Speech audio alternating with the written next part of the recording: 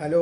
അപ്പം നമ്മുടെ റോജോ ടോക്സിലേക്ക് ഒന്നുകൂടി സ്വാഗതം. അതായത് യൂട്യൂബ് തുറന്നു കഴിഞ്ഞാൽ ഇപ്പോൾ നമ്മുടെ മൃണാളിൻ്റെ കാര്യങ്ങൾ പറഞ്ഞിട്ടാണ് ഇപ്പോൾ എല്ലാ വീഡിയോസും എല്ലാവരും ചെയ്യുന്നത്. കാരണം അതെന്തുകൊണ്ടാന്ന് വെച്ച് കഴിഞ്ഞാൽ അത് മൃണാളിൻ്റെ ഒരു കയ്യിരിപ്പ് കൊണ്ട് തന്നെയാണ് എല്ലാവരും ഈ കാര്യങ്ങളൊക്കെ പറയണത്. പക്ഷേ അത് പോട്ടെ, മൃണാളിൻ്റെ കേസ് വിട്ടു.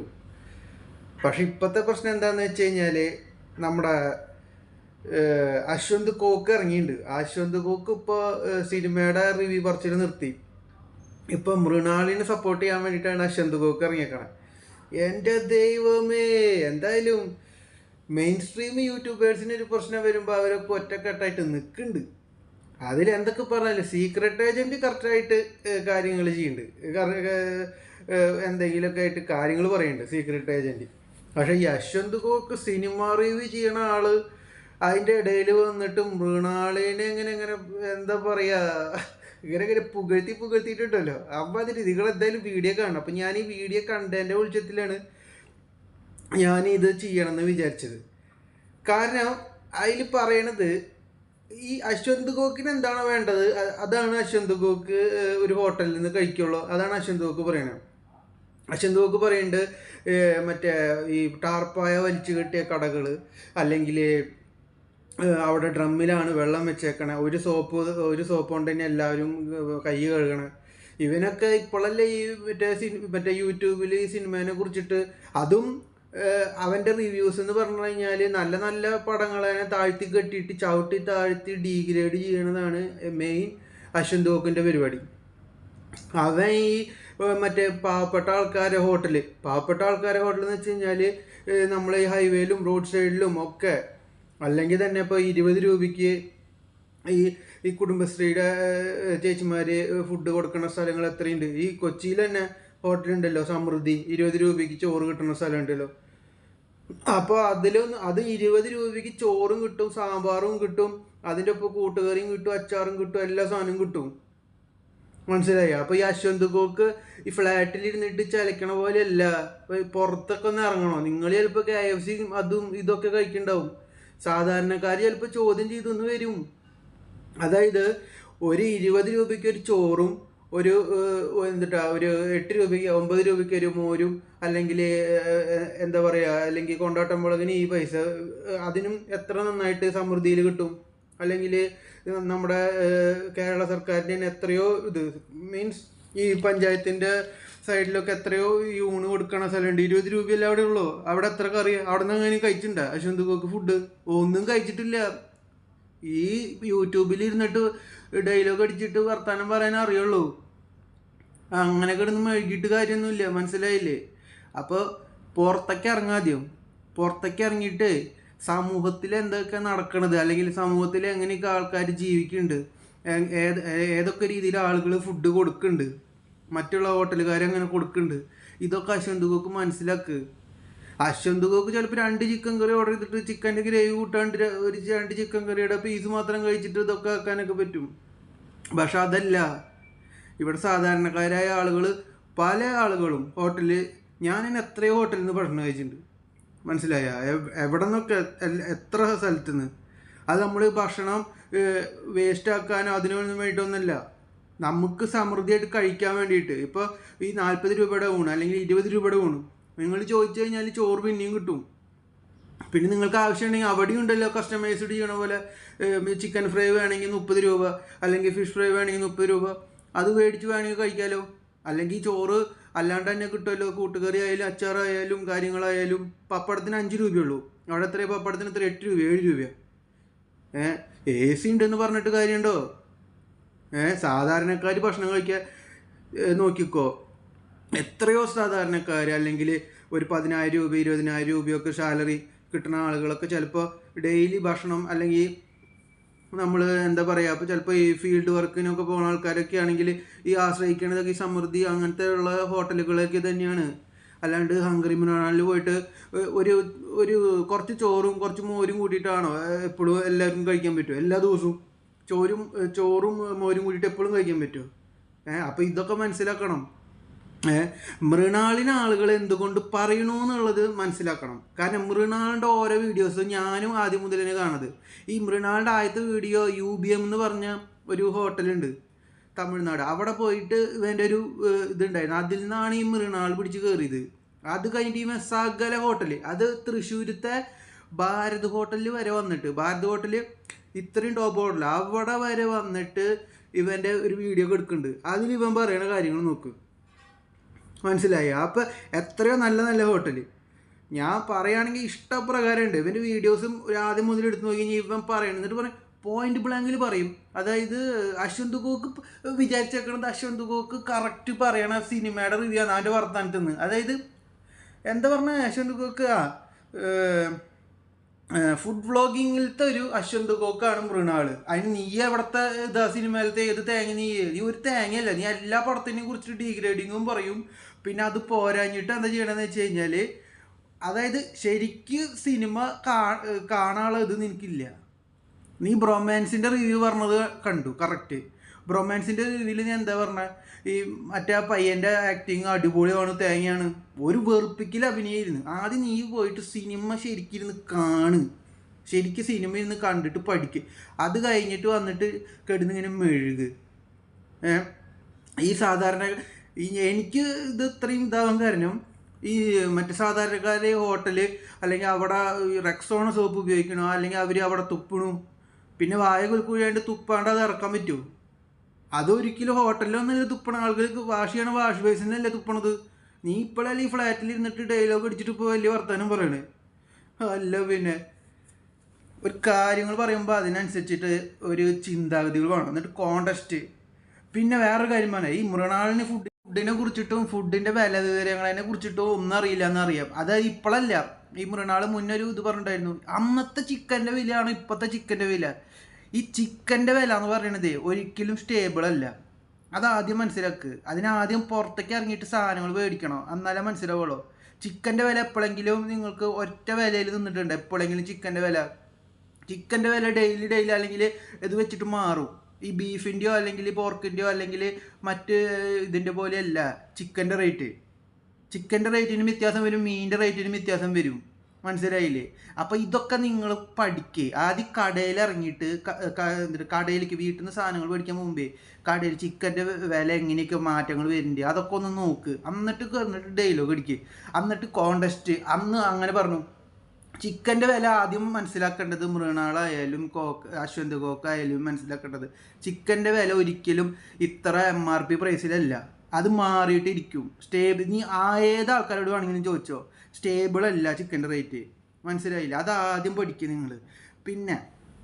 പിന്നത്തെ കാര്യം എന്താണെന്ന് വെച്ച് കഴിഞ്ഞാൽ, ഈ ഫുഡിൻ്റെ ഇത് കാര്യങ്ങൾ പറഞ്ഞല്ലോ, ഈ 40 രൂപയ്ക്ക് അല്ലെങ്കിൽ 50 രൂപയ്ക്ക് ആൾക്കാർ ഇത് വേസ്റ്റ് ആക്കണമെന്ന് പറയണത്. നീ വേസ്റ്റ് ആക്കണത് എങ്ങനെയാണ്?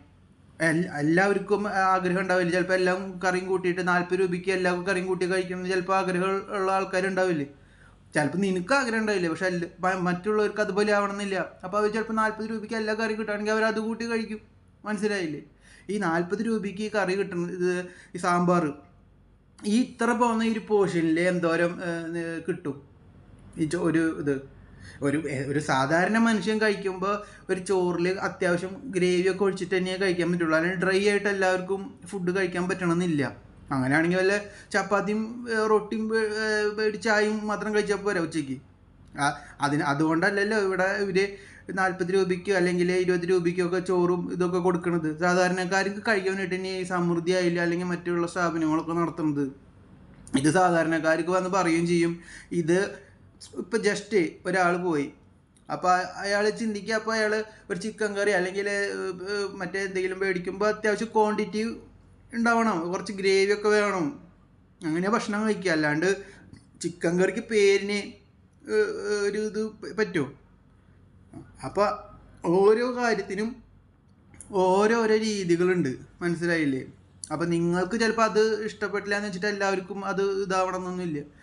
അപ്പോൾ എന്തായാലും അശ്വന്ത് ഗോക്ക് ഒരു കാര്യം ചെയ്യും.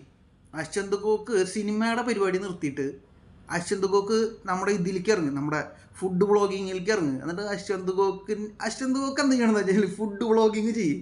അത് പോയിന്റ് ബ്ലാങ്കിൽ അശ്വന്ത് ഗോക്കിന് പറയാൻ പറ്റും. അതാണ് ഞാൻ പറയുന്നത്. അശ്വന്ത് ഗോക്ക് ഫുഡ് വ്ളോഗിങ്ങിലേക്ക് ഇറങ്ങിയിട്ട് അശ്വന്ത് ഗോക്കിൻ്റെ കഴിവ് തെളിക്കണം. അപ്പോൾ ഈ കോണ്ടസ്റ്റ് ഇംഗ്ലീഷിൻ്റെ ഇതല്ല, അപ്പോൾ അതൊക്കെ കറക്റ്റ് ഇങ്ങനെ അങ്ങനെ പറയാനും അതൊക്കെ പറ്റും. നിങ്ങളെ സ്റ്റാൻഡേർഡ് ടീമല്ലേ, നിങ്ങൾ സ്റ്റാൻഡേർഡ് വ്ളോഗേഴ്സ് അല്ലേ. അപ്പം അതിൻ്റെ രീതിയിൽ പിടിക്കുക അങ്ങോട്ട് രണ്ടാൾ കൂടിയിട്ട്. ഒരു സൈഡ് മൃണാൾ, ഹംഗറി മൃണാൾ, അടുത്തത് എന്നിട്ട് അശ്വന്ത് ഹംഗറി അശ്വന്ത്, അല്ലെങ്കിൽ അങ്ങനെ എന്തെങ്കിലുമൊക്കെ ഒരു സാധനമായിട്ട് ഇറക്ക്, അങ്ങനെ വരട്ടങ്ങട്.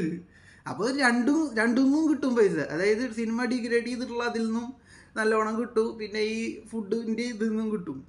അപ്പോൾ അങ്ങനെയൊക്കെ കണ്ടു വരട്ടെ. എന്തായാലും കലക്കി മൃണാളിന് അടുത്ത പട്ടം, അതായത് എന്താ ഫുഡ് വ്ളോഗിങ്ങിലത്തെ അശ്വന്ത് ഗോക്ക്. അപ്പോൾ അയ്യോ ആ പൊട്ട അതിൻ്റെയൊക്കെ കിടന്ന് ഊക്കാണ് ആൾക്കാർ. അശ്വന്ത് ഗോക്ക നീ അത് പട്ടായിട്ട് തലയിൽ കയറ്റി നടക്കല്ലേ, ആദ്യം പഠിക്ക്. മനസ്സിലായില്ലേ? ഇതൊക്കെ പറയിപ്പിക്കണ് വെറുതെ വന്ന് മെഴുകിയിട്ട്. ഈ പാവപ്പെട്ട ആൾക്കാർ 40 രൂപയ്ക്കോ 20 രൂപയ്ക്കോ ഊണ് കൊടുക്കണം, അവരാണ് നീ പറയില്ല കേട്ടാ. ഭക്ഷണം ആർക്ക് വേണമെങ്കിലും കഴിക്കാം, അല്ലെങ്കിൽ ഏത് ഇതിൽ വേണമെങ്കിലും കഴിക്കാം. മനസ്സിലായില്ലേ?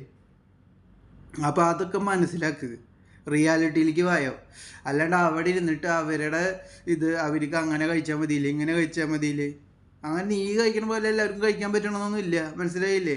ചിലപ്പോൾ 40 രൂപയ്ക്ക് ചിലപ്പോൾ ഒരു ബിരിയാണി കിട്ടി കഴിഞ്ഞാൽ ആൾക്കാർ കഴിക്കും.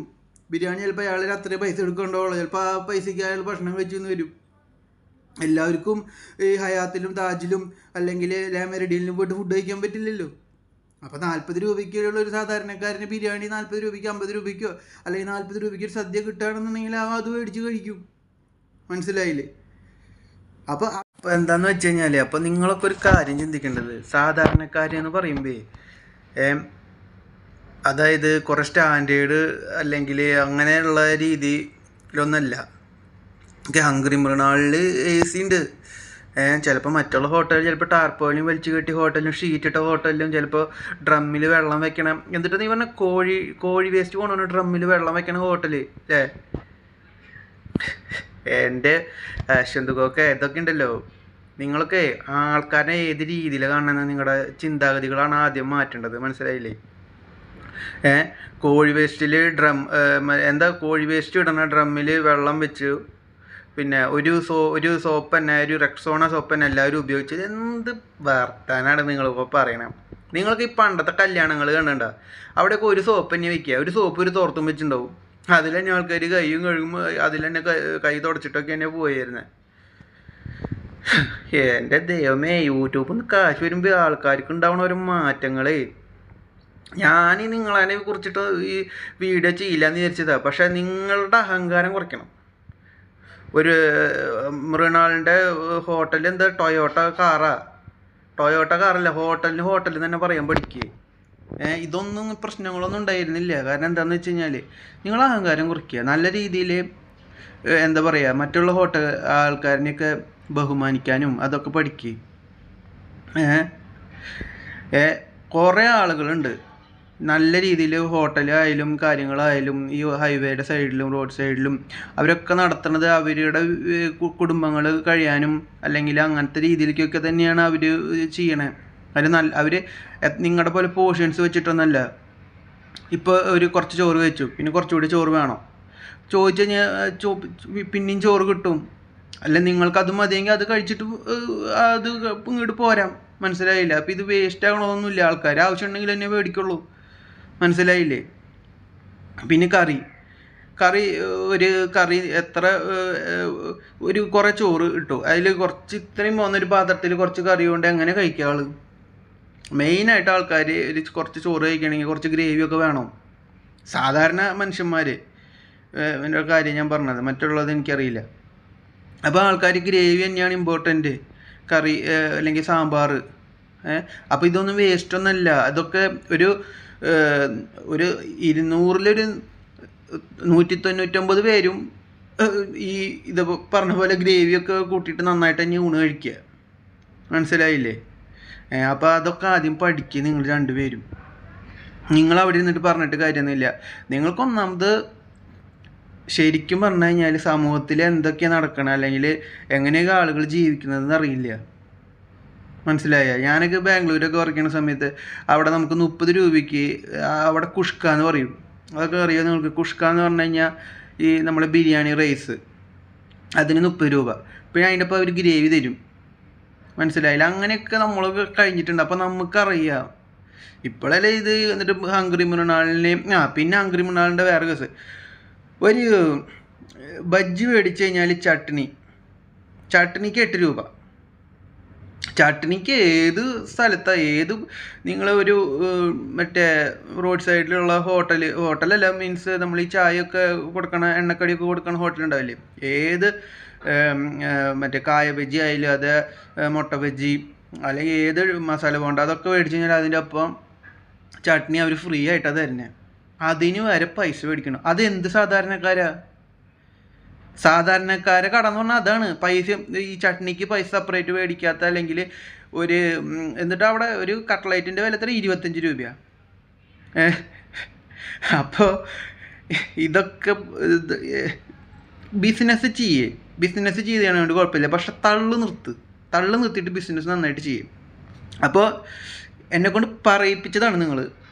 മൃണാളേട്ടനായാലും അശ്വന്ത് ഗോക്കായാലും നിങ്ങളൊക്കെ പറയിപ്പിക്കുകയാണ്. നിങ്ങളുടെ അഹങ്കാരം കുറച്ചിട്ട് നല്ല രീതിയിൽ ഒരു സെൻസിബിളായിട്ട് സംസാരിക്കാൻ പഠിച്ചു കഴിഞ്ഞാൽ തന്നെ നിങ്ങളുടെ പകുതി പ്രശ്നങ്ങൾ മാറും. അപ്പോൾ സൈനിങ് ഓഫ് റോജർ ടോക്സ്.